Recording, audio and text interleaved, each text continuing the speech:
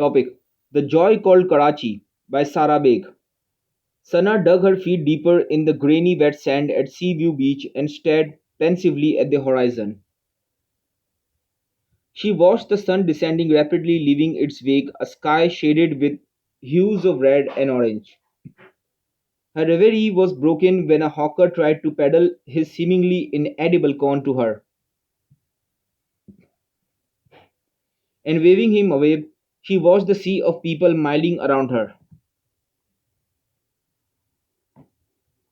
The waterfront was dotted with the young and old enjoying the cold breeze, and the joyous shouts of children playing in the water brought a smile to her face.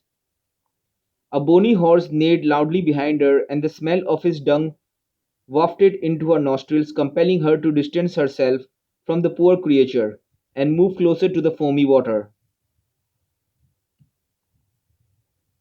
She surveyed the long stretch of grey water and dirty brown and littered with plastic bags, broken glass, and stray slippers, characteristics of the beaches of Karachi.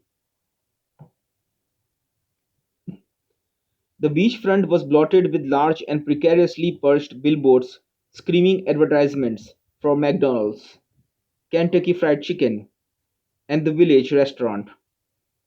The familiarity of it all was heartwarming, and she felt a sense of comfort amidst the myriad of people, camels, and stray dogs walking aimlessly into the horizon. As her mind drifted to the previous evening, her heart sank and tears started to stream down her face. She turned to grasp her brother Raza's hand. The brother and sister stood in silence, braving the wind which was whipping through their hair,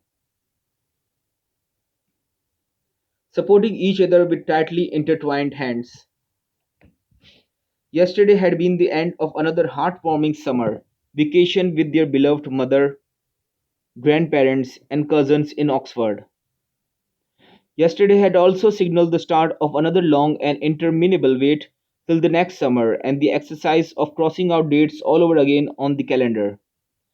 Sana and her brother Raza were the products of mixed marriage between a Pakistani man and an English woman. Their father Umar Khan had moved back to Pakistan after the divorce, taking the two children with him, whilst their mother Jean had stayed back in England to try and salvage some remnants of her past life. Sana, like her mother, was tall, thin, and fair with light brown hair, which reached her shoulders, and was gifted with a charisma. Raza, who was older and taller, was a serious child with a countenance much beyond his years. He was rotund with a wheatish complexion like his father. The children were glad to be back in the folds of their grandmother's warm arms, and the sounds of Dadi Dadi again reverberated in the house. There was an exciting energy emanating everywhere that bright morning with the grandmother, aunt, and maid servant encircling the children. Umar's beautiful sister, Saliha, childless, who had been abandoned by her husband,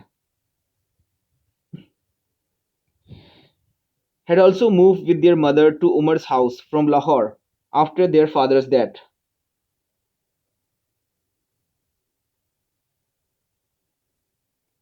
She had nurtured Sana and Raza as if they were her own children.